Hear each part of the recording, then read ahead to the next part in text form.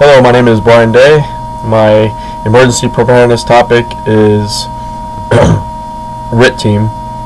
Formerly, these teams were called FAST or Firefighter Assistance and Search Team. Today, a lot of us call them RIT or RIC, Rapid Intervention Team or Rapid Intervention Crew. These teams usually consist of at least 2 firefighters, and they're dedicated solely to the search and rescue of other firefighters in distress. These teams shall have no other operational assignment during an incident. Generally, SOPs dictate that a RIT team is formed in the very first minutes of an IDLH situation.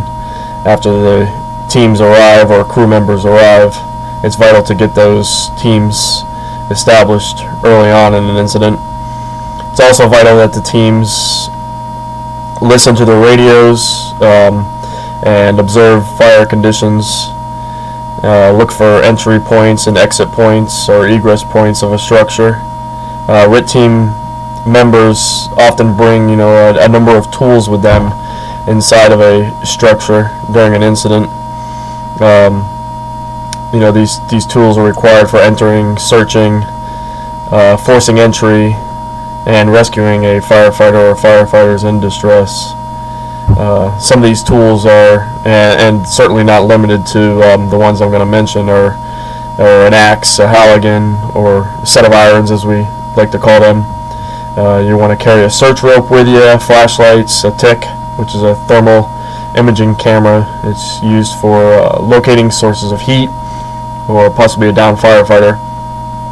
The RIT will also carry a RIT bag with them, which will consist of an SCBA bottle, additional mask, SCBA mask, or regulators, additional regulator, and additional hoses as well for connecting and transferring air from the SCBA bottle to a downed firefighter or firefighter's bottles.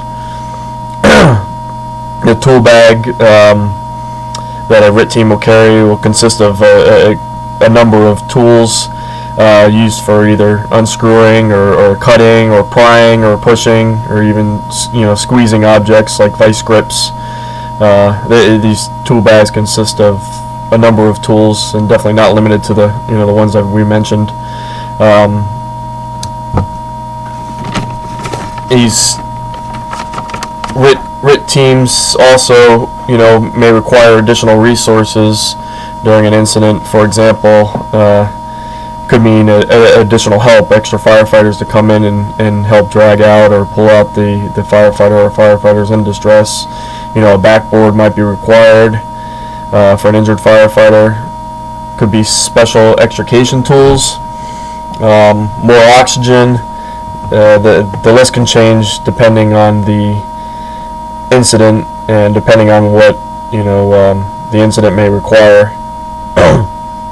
Now, when we talk about deployment of the RIT team, if the unfortunate circumstances were to arise and a RIT is called, their main objective is to search and rescue the firefighter or firefighters in distress.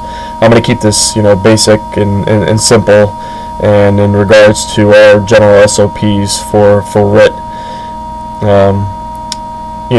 Generally the RIT team would be on the channel that the incident is acting on.